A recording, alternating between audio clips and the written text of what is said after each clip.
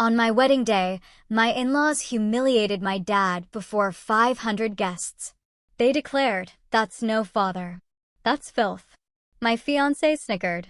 I rose and called off the ceremony. My dad looked at Timmy and stated, "Son, I'm a billionaire." My whole life shifted forever. Can you imagine your wedding day, the one you've dreamed of, exploding into public humiliation, a slap across your face, and a shocking twist that flips your entire world upside down? It was supposed to be the happiest day of my life, but it turned into a nightmare I wouldn't wish on my worst enemy, or maybe I would. My name is Clark Miller, and I'm just a regular guy, a 28-year-old warehouse worker from California. This was my wedding day, right?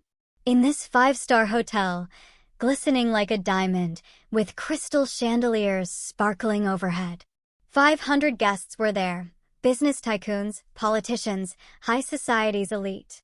They were laughing, clinking champagne glasses, talking about stocks and yachts, their European vacations.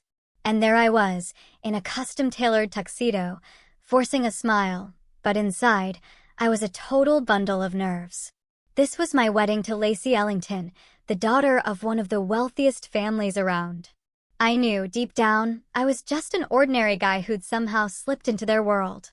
My heart was absolutely pounding as I scanned the crowd, just desperate to find one familiar face in this sea of strangers. And then I saw him.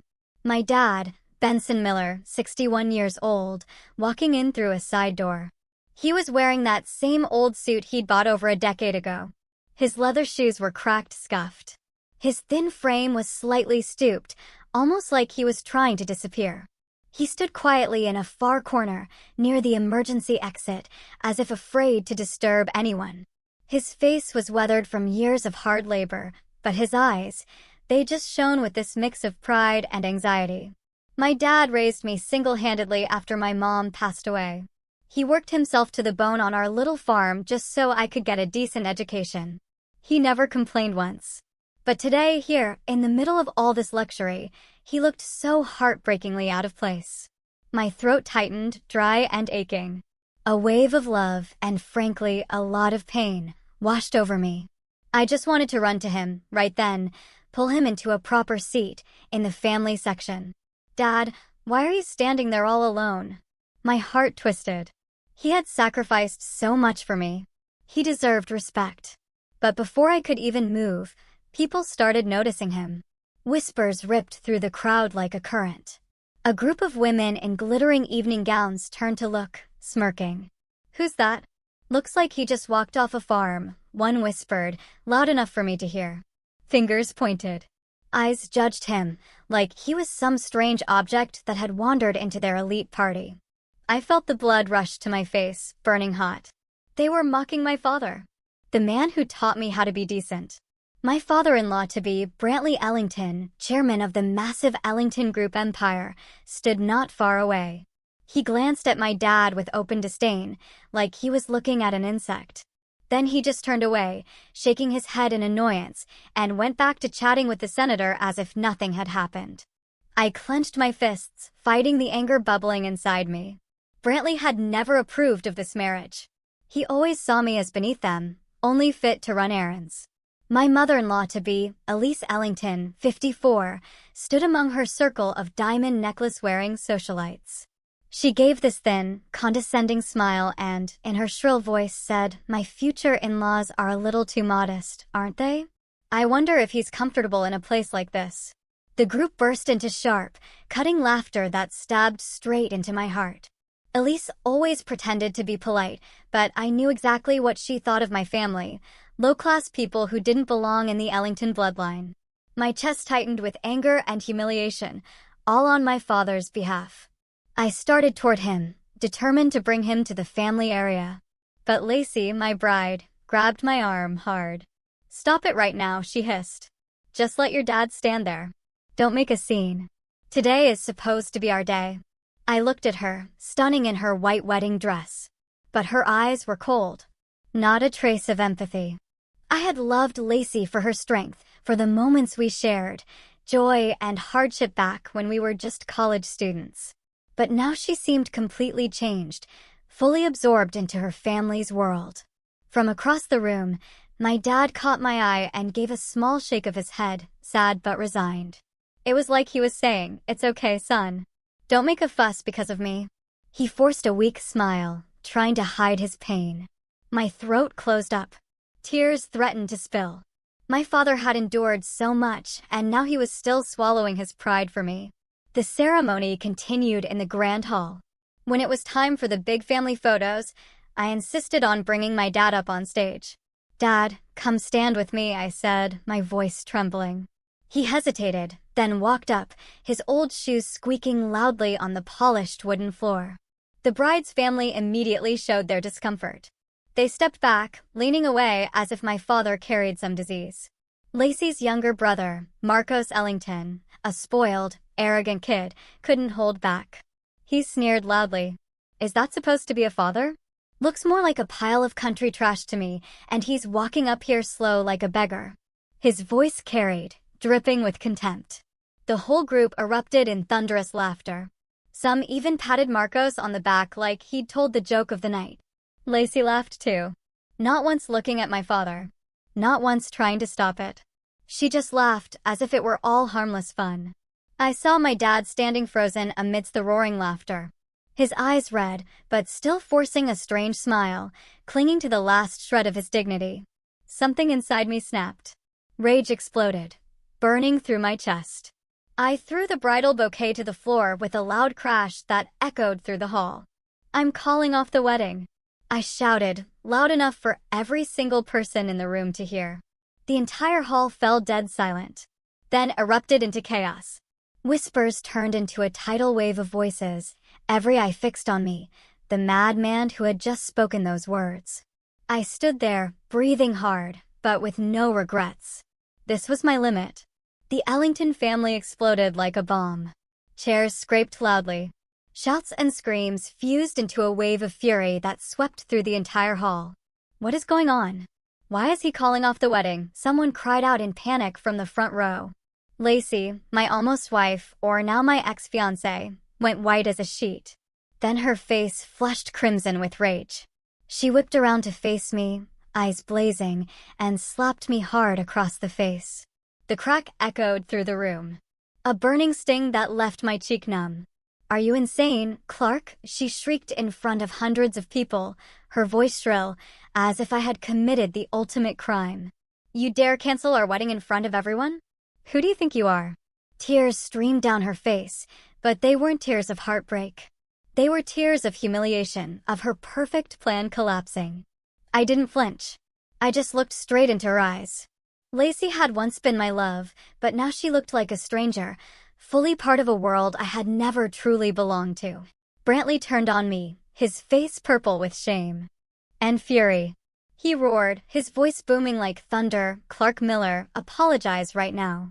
You dare humiliate my family in front of 500 guests? Apologize immediately and save face for all of us." All eyes locked on us, the whispers growing louder. He jabbed a finger at me, his face twisted as though I were the traitor. Elise stepped forward, her usually refined features contorted with rage. Her voice was ice-cold and venomous. "A lowlife like you has the nerve to open his mouth and call off the wedding? Ridiculous. If anyone has the right to say that, it's my daughter, not some penniless nobody wearing a rented tuxedo." She waved her hand dramatically, diamonds flashing under the lights as if to underline the gulf between us. The entire hall fell silent, listening. A few guests nodded in agreement. Elise had despised me from the very first family dinner, always hinting that I was marrying Lacey to climb the social ladder. The blood boiled in my veins, but I stayed silent, letting the anger fuel my resolve. Marcos, Lacey's younger brother, and his pack of rich friends charged forward like hunting dogs. "Get on your knees and apologize, you bastard." Marcos bellowed, his face twisted in fury, finger pointed at me. His friends joined in. "Yeah, on your knees. Make it right for the Ellington family. Who do you think you are, warehouse boy?" Their voices echoed. A few guests even stood up, the atmosphere electric with the threat of violence. Marcos had mocked me at every family gathering, calling me his sister's servant. Now he wanted me on my knees to soothe his wounded ego. I stood in the eye of the storm, silent, unshaken, eyes coldly sweeping over every face, hurling insults without mercy. Not a single flinch. My heart pounded, but I wasn't afraid. This was the moment I had to be strong, for my father, for myself. My dad stepped closer, his face pale with shame and heartache. He took my hand, thin, warm, trembling slightly. "Son, I'm sorry," he whispered, his voice breaking. "Me being here, it only made everything worse. I shouldn't have come. Don't ruin your future because of me." He tried to smile and shook his head as if to reassure me, though his old eyes still carried the quiet endurance he'd worn his whole life. I looked at him and saw nothing but sacrifice. Years of backbreaking work, raising me alone after Mom died. He never asked for anything, only wanted me to be happy. My chest tightened. Years of bottled-up emotion rising to the surface. Tears threatened, but I held them back. "Dad, I know what I have to do," I whispered, my voice shaking. I spun toward the Ellingtons, rage erupting like a volcano. I roared, loud enough to silence every shout. "You can insult me. Treat me like trash. I'll take it all. But my father is the one line you do not cross." My voice thundered through the hall, drowning out the jeers. The entire crowd froze, stunned into silence. Lacey covered her mouth, eyes wide with horror. Brantley stood rigid, face ashen.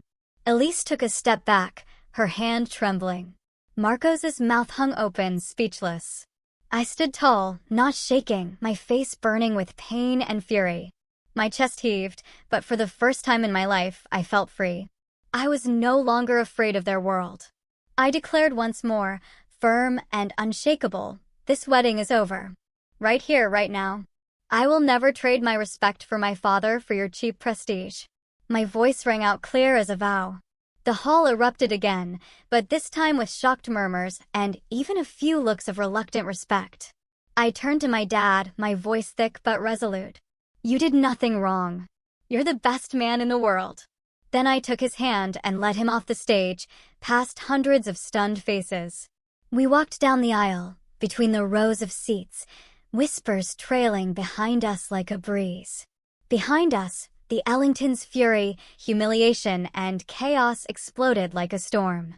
Lacey sobbing, Brantley shouting for security, Elise screaming about lawsuits. But I didn't look back. We stepped out of the hotel into the cool California night, leaving that glittering world behind. In that moment, holding my father's hand as we walked out of the hall, I felt an enormous weight lift from my shoulders. The air outside was fresh, carrying the faint scent of the ocean. Nothing like the suffocating atmosphere inside. Dad walked beside me, his step slow, but his grip on my hand tightened. "Son, are you sure?" he asked quietly, his voice full of worry. I nodded and smiled. The first real smile since everything began. "I'm sure, Dad, and I don't regret it." We got into my old beat-up car parked in the lot, not one of the Ellingtons' limousines. The engine rumbled to life, and we drove off into the night, leaving the wreckage of the broken wedding far behind. I drove through the night, the endless California freeway stretching out beneath the dim yellow streetlights. Inside the car, a heavy silence reigned, only the low rumble of the engine and the wind whistling through the cracked window. My father sat in the passenger seat, his head resting against the glass, his weary shoulders slumped as if carrying the weight of a lifetime of hardship. I glanced over at him. His eyes were quietly fixed on the darkness outside, filled with gratitude and worry. We were silent the whole way, each lost in thoughts too heavy to voice. My heart was still pounding from the tension back at the venue, but beneath it burned a dull, indescribable sadness. I had called off the wedding, walked away from a future I once thought was my dream. Yet, why did I feel so relieved? Deep down, I knew this was the right choice. The images from the wedding replayed in my mind like an old film in slow motion. My father standing alone in the corner, the mocking laughter, Lacey's slap, Brantley's shouting. They hurt, but they also pulled me back to the very beginning with Lacey. The truth is, our love had started out beautiful. I remember that afternoon on campus so clearly. She literally ran into me, and I swear it was because of my honesty. Back then, I was just a broke college kid working nights in a warehouse to pay tuition. Lacey, rich girl, golden hair, radiant smile, was rushing to class and collided with me. Oh my God, I'm so sorry. I was running too fast. Are you okay? She laughed, then stopped and really looked at me. We talked, and that was the beginning. She said she loved how kind and simple I was. You're nothing like the arrogant guys here, she whispered on our first date, sitting on the beach. We held hands on the sand, listening to the waves. I told her about my dad, about our simple life in the countryside, and she listened with shining eyes. When I'm with you, I feel like I can be myself, she said. And I believed her. Our love grew from late-night texts to weekend getaways. But the moment I stepped into her world, everything changed. The Ellingtons never accepted me. From the start, they opposed our relationship, claiming I was beneath them, not worthy of their name. Lacey was the princess of the Ellington Group empire. I was just a warehouse worker from rural California. To them, I was a temporary amusement, a fling before she settled down with someone suitable. I still remember my first visit to their Beverly Hills mansion, the pool, manicured gardens, everything screaming money. I wore my best clothes, but I still felt out of place among the priceless furniture. Brantley Ellington greeted me with a cold handshake, then pulled Lacey aside to whisper something. After dinner, he called me out to the balcony, his voice dripping with contempt. What exactly do you think you can offer my daughter? Lacey deserves someone far wealthier. You're temporary. He pointed at me like I was a low-level employee. I swallowed the insult and stayed calm, but his words cut deep. From then on, every meeting was the same. My daughter needs a man with status, not someone covered in warehouse dust. Elise Ellington was subtler, but no less cruel. She kept up polite smiles when greeting me, but always found ways to humiliate. Clark, that outfit is very casual, isn't it? Let me introduce you to our family, Taylor, she said at a party in front of her friends. Or another time when I mentioned my job, a warehouse worker? How interesting. But Lacey needs someone with real ambition, you know. She implied I was marrying up a gold digger. I endured it for Lacey, but every comment left a scratch, making me wonder if love was enough. They even presented me with a thick prenuptial agreement to protect their assets. It was a stormy evening in Brantley's lawyer's office. The black leather folder on the table was full of complicated clauses. I would have no claim to any Ellington property. If we divorced, I'd leave with nothing. It's just standard procedure, Clark, Lacey said, avoiding my eyes. Brantley sat there, his voice cold. Sign it. Prove you love my daughter for herself, not her money.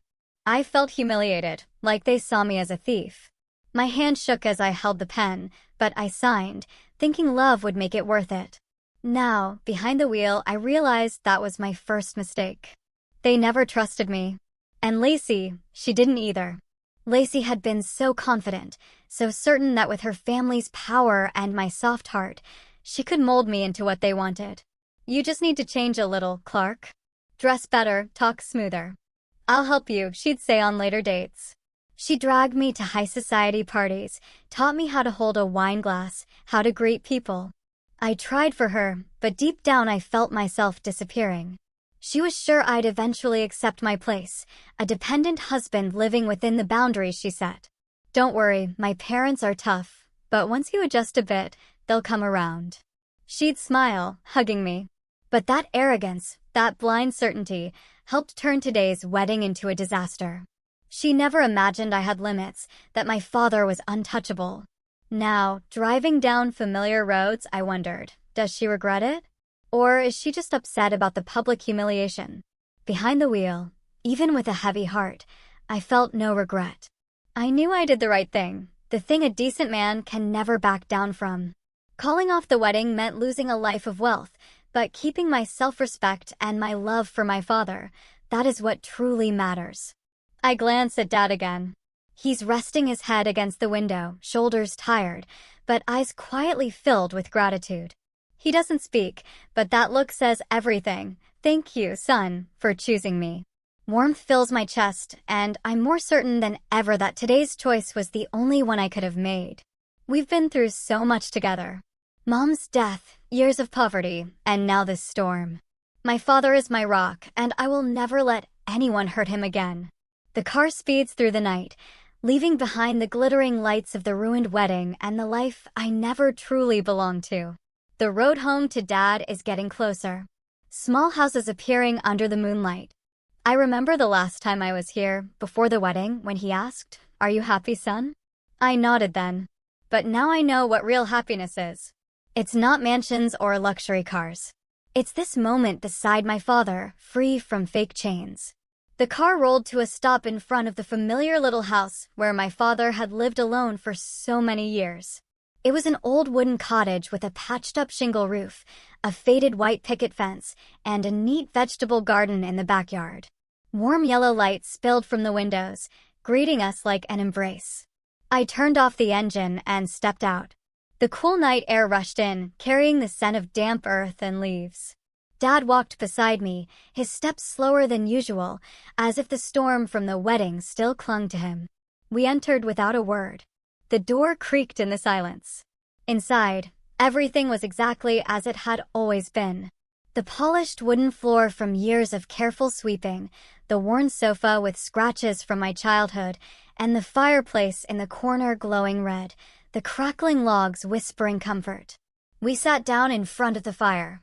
Its warmth spread over our tired bodies, but it couldn't quite chase away the heaviness that lingered from the chaos of the wedding. My heart was still racing. The mocking laughter, Lacey's slap, Brantley's shouting, they all spun in my head. I bowed my head, my hands clasped tightly, my voice trembling. "Dad, I'm sorry. I dragged you into something so humiliating. I never should have let you come. Never should have let them insult you in front of everyone." Tears threatened, but I held them back. Then I looked up at him, my voice steadier. "But I don't regret it. Not for a single second. I'd rather lose everything than let them touch you." Dad looked at me, his old eyes gleaming in the flickering firelight. He placed his thin but strong hand, the hand of a lifetime of hard work, on my shoulder. His voice was low and warm, filled with a pride he rarely put into words. "Son, I understand why you did it, and I'm so proud of you. In the middle of all those high society people, you stood up for me, for what's right. Not everyone would give up their future to protect a poor old man like me. But you did. You proved you're a real man."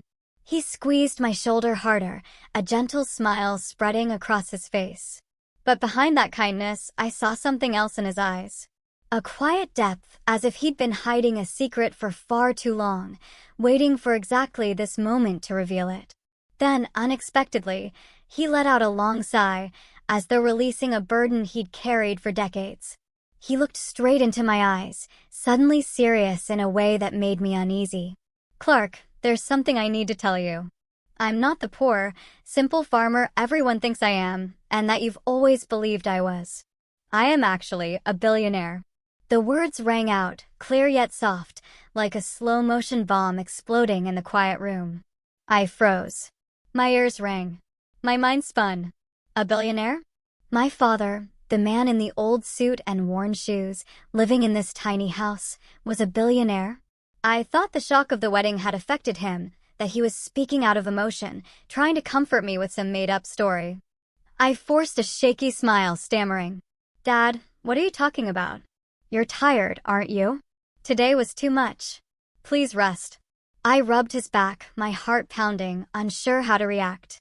My dad, a billionaire, it was the most ridiculous thing I'd ever heard, even worse than the Ellingtons' insults. But Dad just smiled kindly, completely unfazed.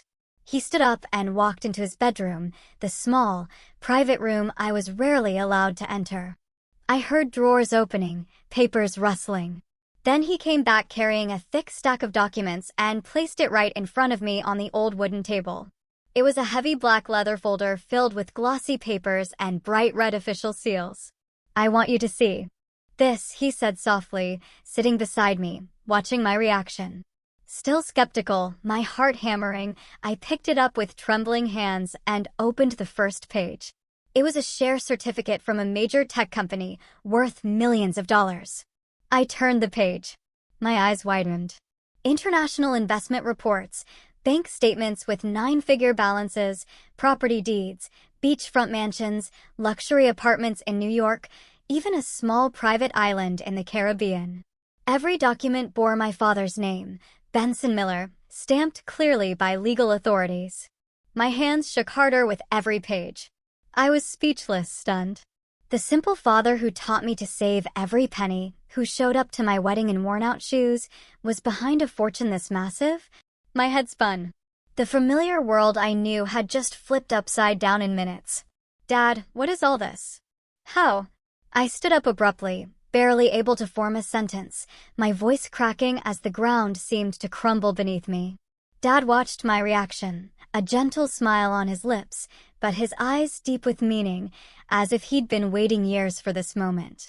He tilted his head and asked lightly, "So, you don't think your old man is just a crazy, clueless farmer anymore, do you?" There was humor in his voice, but it carried profound weight. I stared at him, mouth open, lost for words. My father, a billionaire. The thought kept repeating, making me dizzy. He gestured for me to breathe, to calm down before emotion swept me away completely. Then he pulled his chair closer and placed a steady hand on my shoulder, anchoring me to reality. "Sit down, son," he said, slow and firm. "From now on, I'm going to tell you everything from the very beginning. About your mother, about the real inheritance she left behind, and about why I've had to hide it all these years." The firelight danced across his weathered face, highlighting the deep lines of a lifetime of endurance and sacrifice. My heart pounded. I felt as though I were about to step into an entirely new chapter of my life, one I never knew existed. All these years, I thought I knew everything about my father, the simple, frugal man who always taught me that life is about hard work and loving your family. Now, everything had turned upside down. I took a deep breath, trying to steady myself. "Dad, tell me. I'm ready to listen." He nodded, his eyes drifting to the fire as if flipping through yellowed pages of memory. His voice was slow, low, and rich with emotion, like a river flowing through the ups and downs of a lifetime. "It all started when your mother passed away," he began, his voice trembling slightly.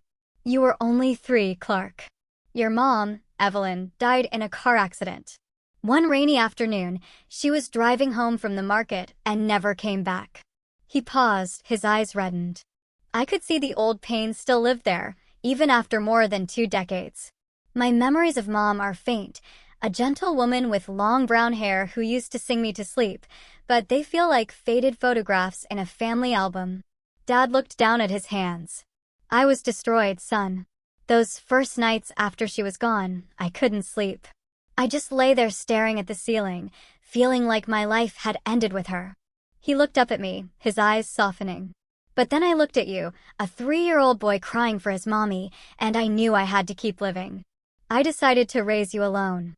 I never remarried because I was afraid you'd lack love, afraid you'd get hurt, afraid you'd think I'd forgotten your mother.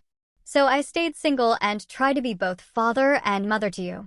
I listened, my heart aching. I had never known how deeply he had suffered.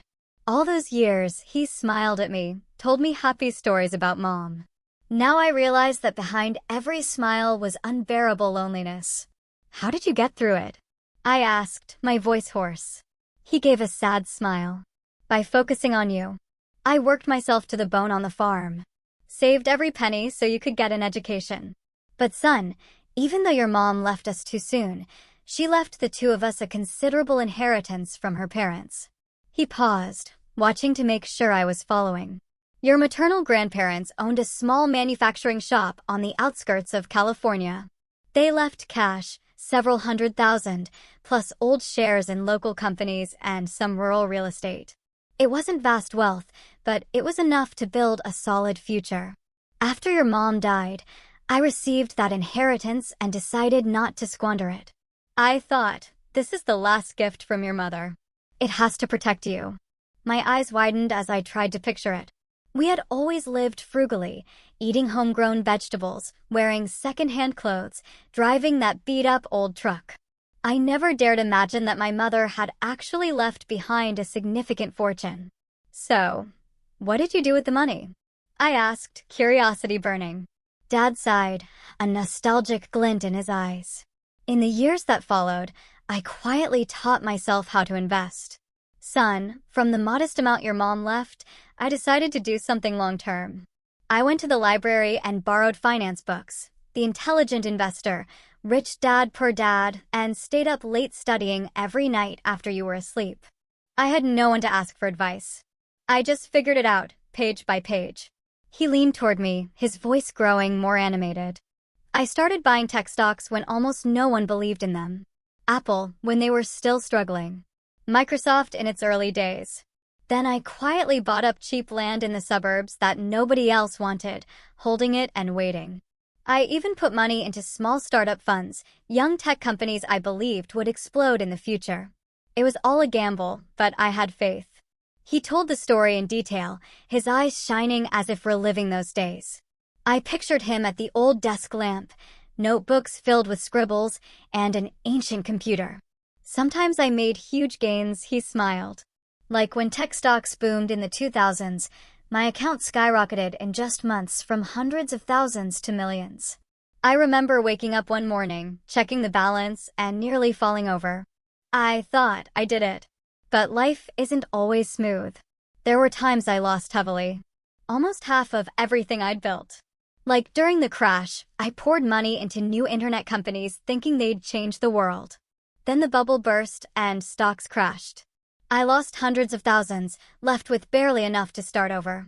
Those nights I sat alone, wondering if I'd been too reckless. I listened on the edge of my seat like it was a movie. How did you feel then? I whispered, my hands clenched. Dad shook his head with a sad smile. It hurt, son. I thought of you, of our future, and I was terrified of losing everything. He paused, then continued, his voice slow but resolute. But those failures made me more careful. I studied finance even deeper, reading the Wall Street Journal every day, following economic news, even quietly joining online forums to learn from others. I stayed up all night researching markets, analyzing charts, learning about risk, and protecting capital. Finally, after decades of patience and steady steps, his wealth grew exponentially from millions to tens of millions, then hundreds of millions. And now, my father's total net worth exceeded $1 billion. I sat frozen, trying to process it. Dad, the man in old shirts driving a rusty truck, was a billionaire. Why? Did you hide this from me, Dad? I asked, my voice shaking. He looked at me for a long moment, then spoke slowly, his voice deep and heavy with meaning. I hid it because I wanted you to grow up normal, Clark. I deliberately lived like a poor man, old clothes, old car, no showing off, so money wouldn't corrupt you. I've seen too many rich kids ruined by excess, and I was terrified you'd become like that. I only wanted you to keep your kindness, honesty, and love for family. He placed his calloused hand on mine, squeezing gently to emphasize every word. If you had known I was rich, you might have grown dependent or arrogant. And I didn't want to lose you to the corruption of money. I wanted you to grow up on your own strength, exactly as I taught you when you were little. His words struck my heart. I remembered his lessons. Money comes and goes, son, but character lasts forever. Now I understood why he was so strict about money, why we lived simply. It wasn't poverty. It was a life lesson. He continued, his voice thick with emotion. And today, watching you stand up for me in front of all those high society people, I knew my son had grown exactly as I hoped. You kept your good heart despite every temptation, fame, money from the Ellingtons. That moment made me decide to reveal everything. You proved you're worthy of the truth and of the power that comes with this fortune. Tears rolled down my cheeks. How much had Dad sacrificed to raise me right? He handed me a small key, the key to the safe containing the original documents, and said, I'm giving you full control of this fortune. Use it, son. Use it to reclaim our dignity, our justice, and everything we were robbed of on that humiliating wedding day. I trust you to do it. I hugged him, too choked up to speak. That night, my world changed forever. I was no longer just Clark, the warehouse worker. I was the heir to a hidden empire with a mission to make those who humiliated us pay. The next morning, I woke up with a strange sensation. My body was still that of the old Clark Miller, but inside was a new man, filled with determination and power. My father's little house was no longer just a humble refuge. It had become the secret headquarters for our plan. We sat around the old wooden kitchen table, steam rising from cups of strong black coffee, and began mapping everything out. Dad, with decades of investment experience, guided me step by step. "We can't show our hand yet," he said, his voice calm but razor-sharp. "We have to stay quiet, son. Set up an anonymous investment fund. No trace of our identities." I nodded, my heart racing with excitement. We immediately created the fund, named Miller Holdings LLC, but registered it through shell companies in Delaware, where the law protects owner anonymity. Dad showed me how to move money from his hidden accounts, and within days, the fund had tens of millions of dollars ready to deploy. We began quietly buying up Ellington Group shares from disgruntled minority shareholders. I still remember those first calls. Through intermediaries, we contacted individual investors on the exchange, purchasing small lots to avoid attention. "Slowly, son, no rushing," Dad reminded me, his eyes gleaming with seasoned wisdom. I hired a discreet financial team, freelance experts from small firms in San Francisco, bound by ironclad NDAs. They dug into Ellington Group's cash flows, public financial reports, supply chains, and deep dives into expense records. At the same time, we gathered testimonies from former employees who had been unfairly fired.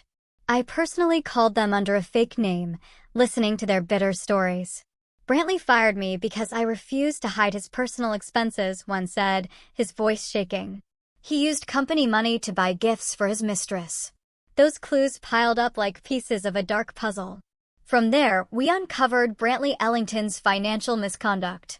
My team went deeper into the data and found black funds, untraceable money used for bribes, personal luxury trips paid from company accounts, private villa renovations, and the clincher, secret transfers to a young woman.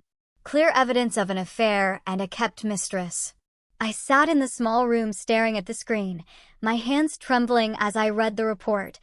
Thousands of dollars a month to her account, plus hotel bills and expensive gifts. "Dad, this is the smoking gun," I whispered, my voice thick with rage. Dad nodded, his eyes ice cold. "Son, now it's time to move." My heart pounded. I felt like I was in a spy movie, nervous, excited, alive. We had become a major shareholder without anyone knowing, holding about 20% of the company through hidden accounts. When we were strong enough, we demanded an independent investigation into corporate governance and cash flows at Ellington Group. Through an anonymous lawyer, we sent a letter to the board requesting a third-party audit. "They'll never see it coming," Dad said with a wry smile. And they didn't. When news of the investigation leaked, probably from a disgruntled insider, the press pounced. The Wall Street Journal and Bloomberg ran headlines. "Ellington Group faces allegations of financial misconduct." Financial channels like CNBC devoted entire segments to dissecting it. Ellington Group's reputation tanked within hours. Major clients, corporate partners called, demanding explanations and threatening to pull contracts. Employees panicked. Rumors of scandal flew, and resignation letters poured in. I watched it all on my screen. Pulse racing. "They're panicking now, Dad." The Ellington family reacted exactly as we predicted, furiously. Brantley raged at an emergency press conference, his face purple, slamming the table.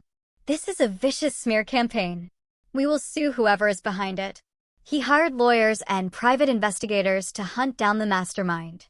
Marcos, the arrogant little brother, went on X and LinkedIn ranting, "This is economic sabotage by our enemies. Ellington Group will not fall." He posted nonstop, begging for support, but only got mocked in the comments. Brantley called an emergency board meeting, but the atmosphere grew more toxic by the minute. They sat around the polished table at headquarters, shouting at each other, clueless about who had triggered the investigation or which major shareholder was demanding it. "Who's behind this? How did we not know?" Brantley roared, slamming the table. The executives looked at each other in confusion. When the independent auditors presented their preliminary report, the dirty expenses spilled across the table. Black funds, personal charges, payments to a mistress. Shareholders erupted, pounding the table. "Brantley, explain this now. That's our money, not yours." Some demanded his immediate removal, their voices shaking with fury. Several shareholders called for a vote of no confidence. Meanwhile, major outlets ran nonstop coverage of Brantley's financial and personal scandals. Forbes, Ellington Group chairman accused of affair and corporate fund abuse. Elise and Lacey barricaded themselves in the mansion, too ashamed to leave as paparazzi camped outside the gates, shouting questions. Ellington Group stock plummeted over 3 straight days. I watched the chart on my screen, my heart pounding, from $50 to $30, then $20 a share.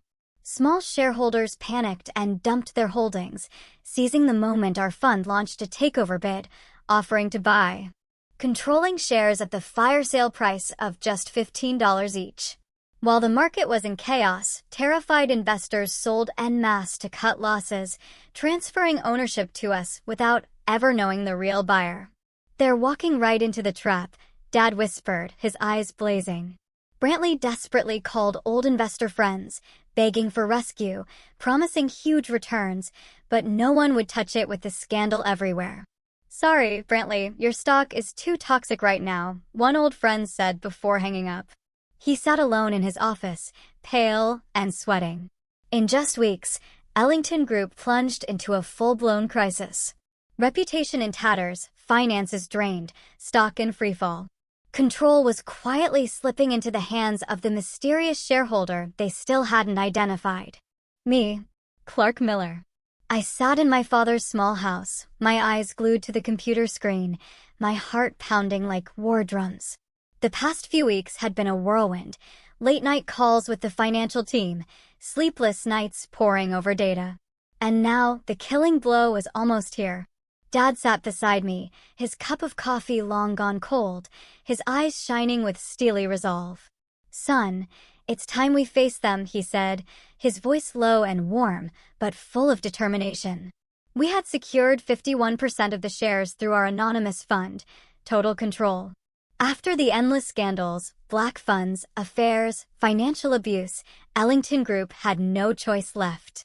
They were forced to accept our rescue takeover offer. An emergency shareholders meeting was called at their California headquarters, drawing hundreds of shareholders, reporters, and business partners. The day arrived. We drove there, the salty California sea breeze blowing through the windows. My heart was racing, my hands gripping the steering wheel. "Nervous, Clark? Afraid of something?" Dad asked. I shook my head. "Not afraid, Dad. Just excited. They treated us like trash. Now they'll see." He placed a hand on my shoulder. "Remember, son? Not blind revenge. Justice." His words calmed me, but deep down the anger still burned. Memories of the laughter mocking my father. Lacey's slap. Marco's sneers. This was the moment to take everything back. Ellington Group headquarters was packed. Hundreds of shareholders crowded the grand conference hall, whispers buzzing like a disturbed hive. Reporters from the Wall Street Journal, Forbes, even CNN, lined up cameras and microphones. Major business partners sat in the front row, faces tense over hanging contracts. The air was thick with coffee and nervous sweat. We waited in a side room, catching fragments of the noise. The board's secretary, a middle-aged woman we had contacted earlier, whispered over the phone, "Everything is ready." My pulse hammered harder. It felt like standing at the edge of a cliff about to leap. Brantley Ellington appeared first, walking onto the stage with a strained face and dark circles under his eyes from sleepless nights. He tried to maintain his usual authority, black suit gleaming, but his hands shook holding the microphone. Elise followed, attempting elegance with her hair in a high bun and diamond necklace, but unable to hide her exhaustion, sunken cheeks, red eyes. Lacey trailed behind, head down, her hair messy, no longer the poised heiress. She looked drained, as if the scandal had sucked the life out of her. Marco stormed in behind them, his face twisted in rage, clutching his phone like he was ready to post another rant. The meeting began. Brantley stammered about a temporary crisis and recovery plans. Then the board secretary stepped forward and announced into the microphone, "Ladies and gentlemen, the Anonymous Investment Fund, currently the majority shareholder, has informed us that their highest representative will personally attend to announce the transaction." The hall erupted in whispers. Who is it? A secret billionaire, one shareholder muttered. A hostile competitor, another guessed. Reporters' eyes gleamed with anticipation. The tension was suffocating. Everyone speculated about the mastermind behind the takeover. Brantley wiped sweat from his brow, his face pale, forcing a smile. We will welcome them and discuss fairly. The doors opened, and we walked in. I stepped forward first, Dad right behind me, our footsteps firm on the polished wooden floor. Instantly, many shareholders looked puzzled, whispering, "Who are they?" Never seen them before. But the Ellingtons froze. Their eyes widened in horror, then twisted into mocking laughter, thinking it was a joke. Lacey covered her mouth, her face white as a ghost. Elise shook her head, her voice shrill. What is this? Why are they here? Marcos shot to his feet, pointing straight at me, his face crimson. What the hell are lowlives like you doing here? This is a shareholders' meeting, not your warehouse. His voice echoed with the same contempt as on wedding day. Brantley coldly ordered security. Get these nobodies out of here. We're wasting time. Guards moved in, but I stood still, my eyes sweeping coldly over them. My heart pounded, but I wasn't afraid. This was the moment I had waited for. The board secretary immediately declared into the microphone, her voice ringing clear, "Ladies and gentlemen, Mr. Clark Miller and Mr. Benson Miller are the legal representatives of the Anonymous Investment Fund, the majority shareholder holding 51% of Ellington Group." The entire room went dead silent as if doused with ice water. A few seconds of stunned stillness. Then an explosion of gasps and murmurs. Cameras flashed nonstop. The sound of shutters filled the air. Shareholders who had sold to our fund went pale, mouths agape, realizing the people they had mocked at the wedding were now their new owners. That's the father and son from the wedding, someone whispered. My God, they've taken over. I stood there, staring straight into Brantley's eyes, a wave of satisfaction surging through me. Brantley turned ashen, losing control and shouting in denial, impossible. This is a conspiracy, a fraud. I'll see you both. His voice cracked, his face contorted. Elise staggered as if about to faint, clutching a chair, her eyes glazed with shock. Lacey covered her mouth, tears streaming, unable to believe it. Clark, how could you? You were behind all of this. Marcos charged at me, his fists raised, roaring, "You betrayed our family. You dared humiliate us in front of the world, you bastard." Security grabbed him and dragged him back, turning the hall into chaos. Shouting, chairs scraping, reporters shoving for photos. I calmly stepped onto the stage, my voice firm. Our fund has completed the acquisition of the majority stake. As of today, operational control passes to me. I presented the facts briefly, how we had saved the company from collapse, our recovery plan. Many shareholders stood and applauded, nodding in approval. One even shouted in support. Reporters filmed nonstop, capturing this historic moment. Brantley made one last desperate stand, his face purple, his finger jabbing at me. You manipulated everything. You destroyed my company.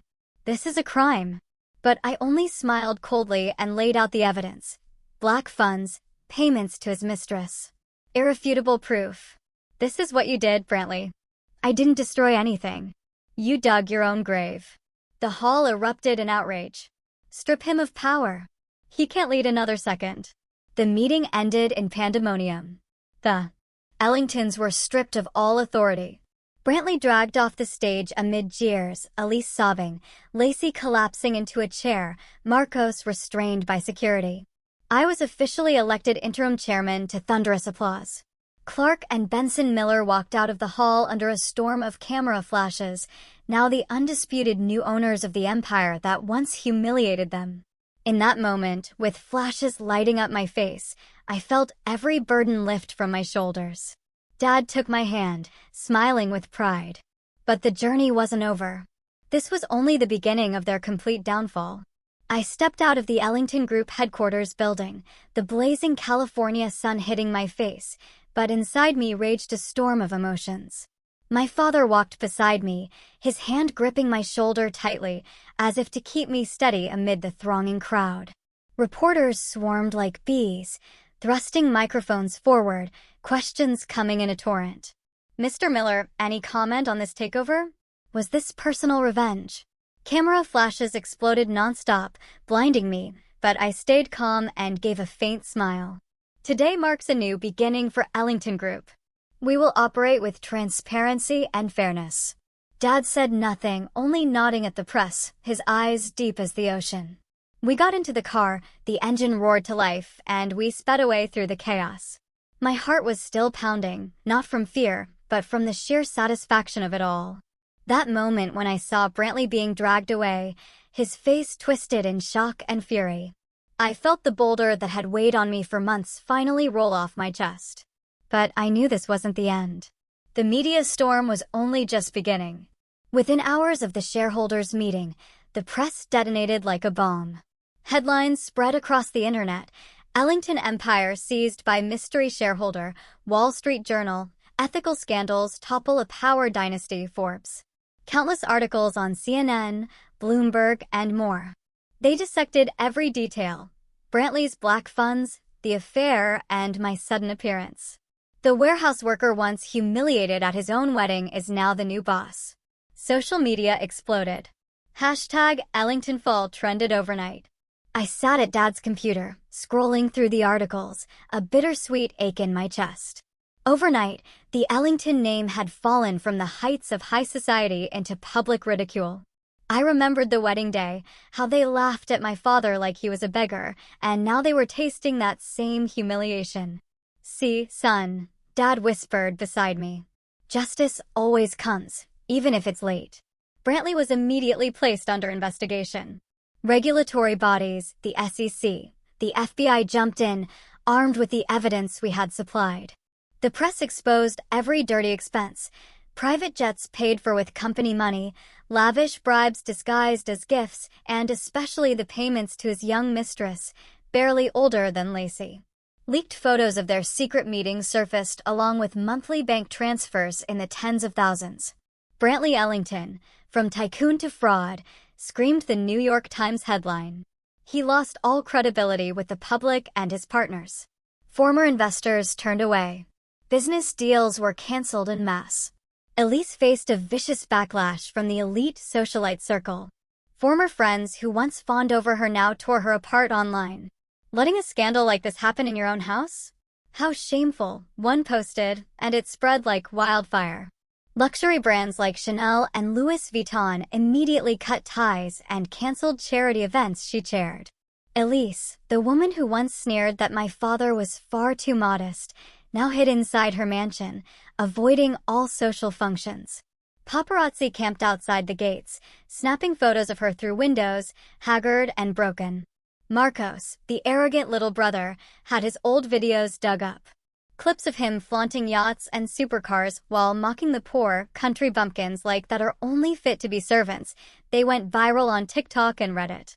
He became a laughingstock. The talentless heir of Ellington Group shows his true colors. Memes flooded the internet.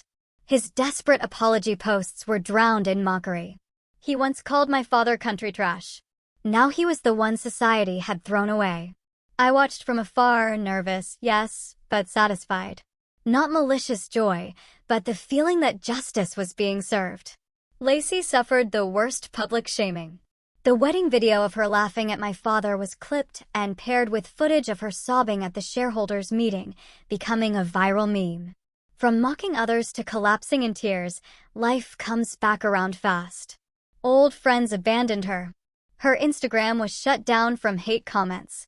The Ellington family, once California's untouchable elite, became the wreckage of a fallen empire. Society turned its back. The media dissected their private lives. Friends fled like the plague. Their honor was shredded. Every door of power slammed shut. No more invitations, no more deals, only isolation inside a mansion that now felt like a prison. While the Ellingtons drowned in chaos, their reputation torn to pieces, and their old system collapsing with them, I realized this was the moment to act, to save the company from the ruins they left behind. As interim chairman, I couldn't let Ellington Group go bankrupt. Thousands of employees depended on it, and I wasn't a destroyer. I walked into the chairman's office, the huge room with a panoramic city view where Brantley once sat in arrogance and got to work. Dad advised from afar over the phone, "Rebuild it, son, but do it fairly and transparently." My heart raced with responsibility, but also with excitement at the chance. I appointed a new interim executive team, removing every Brantley loyalist involved in the misconduct. Directors who hid black funds, assistants who stayed silent. I fired them decisively, intense meetings where they begged, "Mr. Miller, please give me another chance." I shook my head. The company needs honest people. I brought in fresh, ethical financial and audit experts from reputable firms. They entered with new energy, and hope began to creep in. I ordered a full top-to-bottom audit. Every contract, every dollar. Late nights in the office under bright lights, my team and I sat around the table. "This project is bleeding money." "Cut it," I said firmly, staring at the reports. I eliminated Brantley's wasteful vanity projects and preserved the solid foundations, tech and real estate divisions with real potential. My heart raced with every new discovery of wrongdoing, but also with excitement at the possibilities. This company can rise again, I thought, my voice steady. I publicly released the full audit results to all shareholders. A move that shocked the market. Instead of hiding like Brantley, I held a press conference and stood at the microphone. "We are committed to transparency. Here is the complete report. No cover-ups." The stock stabilized. Investors called to congratulate us. The market began trusting the company again under new leadership. And I felt proud, not for power, but for doing the right thing. Employees who had lived in fear under the old toxic culture started breathing easier. In meetings, they told me under Brantley, we were afraid to speak the truth. Some even stepped up. "For the first time, we feel heard, Mr. Miller." I held open forums, listened to their ideas, and the company culture shifted from fear to collaboration. My heart warmed seeing them smile. It felt like building a new family. The media tone changed too. A new dawn for Ellington Group, Bloomberg, rising from the ashes, CNBC. Clark Miller became a business sensation. Constant interviews, profiles praising the warehouse worker turned CEO. I smiled to myself, remembering when they looked down on me. Meanwhile, the Ellingtons were completely shunned by society. They barricaded themselves in their mansion, doors locked, avoiding press and former friends out of shame and total loss of status. Rumors spread they were selling assets to pay debts. Brantley faced prison. I didn't gloat, just felt justice. I stood at the huge glass wall of the chairman's office, looking down at the Ellington Group building, where they once laughed at me, despised my father, and treated us like trash in front of their elite crowd. Just months ago, I was humiliated in that very lobby below. But now the entire empire was mine. I picked up the phone and called Dad. On the other end was his familiar, warm, deep voice. I said softly, still watching the Ellington logo far below, "Dad, we did it." There was a brief silence, then his gentle laugh rang out. "I'm prouder of you than ever, Clark." The chairman's office was vast, with a polished walnut desk and a panoramic view of the bustling city, now my domain. The late afternoon sun streamed through the windows, illuminating the stacks of papers on the desk, financial reports, new contracts, and plans for the future. I leaned back in the plush leather chair, took a deep breath, and felt like I was living in a dream. Just months ago, I was a warehouse worker who had been despised. Now I was Clark Miller, chairman of a corporation on the rise. But I knew none of it had come easily. After surviving the initial crisis, those first chaotic weeks of plunging stock prices and panicked employees, I threw myself into rebuilding the company with relentless determination. There was no time to celebrate or rest. I dove into the work like a hurricane. First came renegotiating strategic contracts. I reached out to the partners who had abandoned Ellington Group over Brantley's scandals, major Silicon Valley firms, investment funds from New York. "We're changing," I told them in video meetings, my voice firm yet sincere. "Transparency is our top priority. Give us a chance to prove it." They were hesitant at first, but with Dad's quiet, razor-sharp guidance, I won them over. He called every night, analyzing the data. "Son, this contract has a loophole in the payment clause. Renegotiate it." He never appeared in public, but his advice was my compass. Thanks to him, we signed a deal with a major tech startup, bringing in tens of millions in fresh capital. I still remember the moment I signed that first contract, my hand trembling slightly on the pen, my heart pounding with excitement. This is the turning point, I thought. And it was. The company began growing again. The first quarter's profit far exceeded market expectations, swinging from heavy losses to a 20% net profit. The stock started climbing from a low of $10 to $40 in just 3 months. The reputation that had been lost slowly returned. Clients called to congratulate us. Employees smiled when they saw me in the hallways. Business magazines ran nonstop stories about the Clark Miller phenomenon. The young man once humiliated by his almost in-laws, now leading one of California's fastest reviving corporations. I opened Forbes on my desk and saw the long feature with my photo in front of headquarters, from warehouse to chairman's office, the inspiring story of Clark Miller. They told my journey from the broken wedding to the shocking takeover. Every article felt like medicine. Exciting, yet humbling. Dad read them over the phone, his voice warm. "You've done well, son, but keep your feet on the ground." His words steadied me amid the whirlwind of fame. Once the foundation was solid, stable profits, loyal employees, I decided to hold a renaming ceremony, officially erasing the memory of Ellington Group. It was a beautiful morning in the company's grand auditorium, packed with hundreds of shareholders and partners.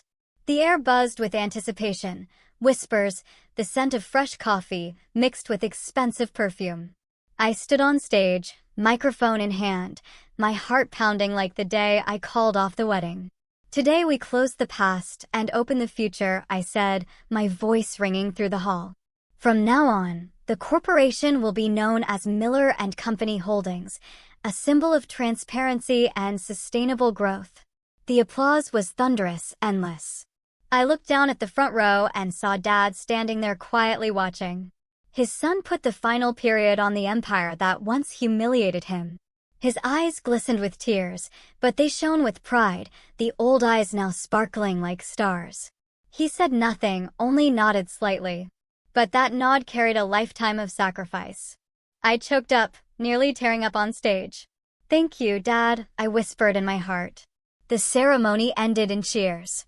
After the renaming, Dad and I moved to a lakeside villa, one of his anonymous properties on the outskirts of California, surrounded by shimmering water and lush forest. For the first time, we had true peace. Mornings we fished by the lake, the gentle lapping of water, the smell of damp earth. Dad taught me how to bait the hook. "Patient, son, the fish will bite." Afternoons, we reviewed financial reports in the spacious living room, sunlight filtering through the curtains. Evenings we sat by the fireplace, talking about the future, global expansion, green tech investments. I set up an office for Dad, calling it the advisor's room, big wooden desk, bookshelves full of investment books, and an old photo of Mom on the wall. "This is my thank you to you, Dad," I said, my voice thick with emotion as I showed him in. "You raised me from nothing and taught me that even when the world turns its back, we stand tall on our own values." He hugged me, his voice trembling. "Son, I'm the lucky one to have you." Those moments filled me with quiet, overwhelming happiness. Life was no longer a battle. It was the peace we had earned. One peaceful afternoon, as I stood on the balcony, watching the lake glitter under golden sunlight, the villa gates suddenly creaked open. The sound pulled me from my thoughts. I turned and my heart clenched. Lacey stood there, her face gaunt, her hair uncombed and messy, her eyes red from sleepless nights. She no longer looked like the heiress of old. No glamorous dresses, no sparkling jewelry, just a broken woman in an old shirt and worn jeans, her hands trembling on her bag. She walked slowly toward me, looking so defeated it caught me off guard. "Clark, please let me see you one last time," she whispered, her voice breaking, as if expecting me to send her away. My heart raced, a flood of old emotions rising, not anger, but a mix of memories. Lacey, the woman I once loved deeply, now stood before me like a ghost from the past. I stepped out to the gate, not angry, not hurt, just calm, like facing a familiar stranger. The lake breeze carried the cool scent of water, but the air between us was heavy. Lacey broke down the moment our eyes met, tears streaming down her hollow cheeks. "Clark, I've lost everything. Reputation, friends, status, all gone after the scandal. My family is destroyed. Dad is facing prison. Mom won't leave the house. And I can't sleep because that moment haunts me every night." She paused, her breath shaking. "The moment I laughed at your father at our wedding. I don't know why I was so blind. Now when I think about it, I just want to disappear from shame. I'm truly sorry. I can't sleep from the guilt." Her voice cracked, her eyes swollen. "I'm sorry, Clark. Not because I expect forgiveness or want you back. I know I have no right. I just needed to say it so I can breathe again. The guilt is eating me alive, day after day." I looked at her for a long time, taking in every detail: puffy eyes, ashen skin, trembling hands. My heart ached. I once dreamed of a life with her, beach dates, kisses under the moon. But then I remembered the wedding. Her careless smile when Marcos mocked my dad. The way she held my arm to stop me from making a scene. The pain was still there, but no longer sharp, just a healed scar. I took a deep breath and spoke gently. "Lacey, some things don't need revenge. They just need letting go. I've let go, and you should too. I wish you a new life, one you truly belong to." She collapsed, sobbing into her hands in front of the lakeside gate, her cries echoing in the evening breeze. I turned and walked back inside the villa without looking back, heart heavy yet light. That was our final encounter, a closing of the old chapter. Dad stood inside, behind the large glass doors overlooking the lake. He had watched the entire conversation, but said nothing, no interference, no judgment. When I stepped in, he walked over and simply placed a warm hand on my shoulder. One gentle touch, but it carried pride, understanding, and the shared relief that we had finally escaped the shadows of the past. Dad and I walked out to the porch and sat by the water's edge. The lake shimmered in the orange-gold sunset. We didn't need words. The silence said everything. The evening breeze swept across the lake, carrying away the last echoes of that encounter. And in that moment, I knew from here, a truly new life for father and son had begun. Just a few months ago, I was still Clark Miller, the ordinary warehouse worker, humiliated in front of 500 elite guests. Now I am the chairman of Miller and Company Holdings, a corporation rising from the ashes. Yet, as I sit beside my father watching the sunset, I realize that all these changes are only surface level. After everything, I have learned the deepest lesson of all. True wealth is not measured by money or power, but by the people who still stand beside you when you have nothing. On the day the wedding collapsed, when everything fell apart before my eyes, I had only one person left, my father. And that was enough for me to stand up, enough to fight, and enough to win. Dad was never rich in the conventional sense. He was rich in love, rich in quiet sacrifice. During those hard, poor years in our little wooden house, he never let me feel lacking. He taught me that a simple meal shared together is worth more than 1,000 banquets. And now, when we have everything, I treasure that lesson even more. I understand that filial piety is not pretty words. It is daring to stand up when your parent is insulted. Daring to choose what is right, even if it costs you fame, love, or your entire future. That day at the wedding, when Marcos called my father country trash, when Lacey laughed along and did nothing to stop it, I chose my father over a fake marriage. I remember the moment clearly. My heart clenched, rage exploded like fire. I threw the bouquet to the floor, shouted that the wedding was off, and walked out of the hall with my dad. Everyone thought I was insane, but I knew it was the right choice. Filial piety is not kneeling and begging forgiveness for those who insult your parent. It is protecting your family at any cost. Dad sacrificed his whole life for me, raising me alone after Mom died, working himself to the bone so I could study, teaching me to be a decent person. He never asked for anything, only wanted me to be happy. And in that moment, I repaid him by choosing him over the cheap prestige of the Ellingtons. Now sitting by the lake, I think back to those long nights after the wedding, driving home with Dad in heavy silence, yet filled with resolve. I don't regret it, I told him, and he just nodded, his eyes shining with gratitude. That lesson is carved into my heart. Filial piety is action, not empty words. It demands courage, and sometimes everything must be sacrificed. But the reward is peace. Like this moment beside Dad, with no regrets. The greatest lesson I learned is this: choose someone who respects your parents, because a person who doesn't respect your family will sooner or later stop respecting you. Lacey never truly respected my father. She saw him as an obstacle in her high society world. She held my arm and told me not to make a scene when he was insulted because she feared embarrassment. That wasn't love. It was selfishness. If she couldn't respect where I came from, she would eventually have despised who I am. I remember the Ellington family dinners, Elise hinting that my father was rustic, Brantley reminding Lacey she deserved better. Lacey never defended him. She just smiled awkwardly or changed the subject. I don't hate Lacey. I only feel sorry for someone who lost herself in her family's arrogance. There is no hatred left in me, only the understanding that forgiveness is also a form of victory. Lacey used to be the cheerful, strong girl I loved. But under her family's pressure, she became a version of them, arrogant, calculating, looking down on others. When she cried at the villa gate, I wasn't angry. I only felt pity that she had lost herself. She could have been different if she had stood up that day, but she didn't. And now she faces the consequences. I didn't seek revenge by hurting her more. I let go and wished her a new life. That is mercy, and it makes me stronger. Hatred only chains us to the past. Forgiveness frees us to live. Dad taught me that.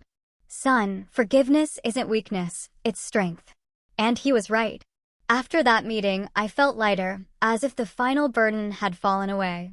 For me, success isn't becoming CEO or owning a corporation. It's keeping my decent heart even when I hold the power to crush others. I have that power. I could have sued the Ellingtons further, exposed more scandals.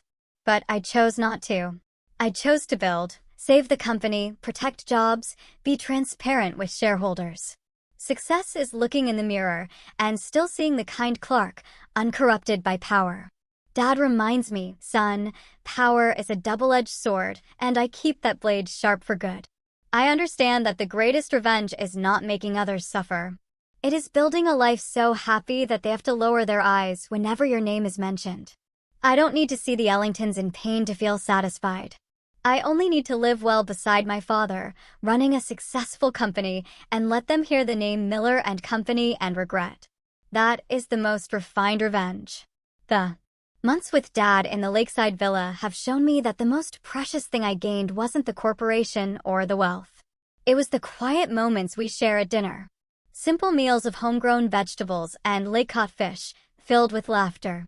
Simple but far better than any fancy banquet, Dad says, and I laugh out loud. Finally, my advice to anyone: don't fear losing what was never yours. The thing to fear most is losing your self-respect while clinging to what you don't deserve. I stand on the porch watching the sunset reflected on the lake, feeling every loss, every battle, every scar. And I know my journey didn't end with revenge. It began with a new life, free and no longer shadowed by anyone else's darkness. What about you? Have you ever faced a moment where you had to choose between your integrity and what seemed like a perfect future? What would you have done in my shoes? I really want to hear your thoughts in the comments below.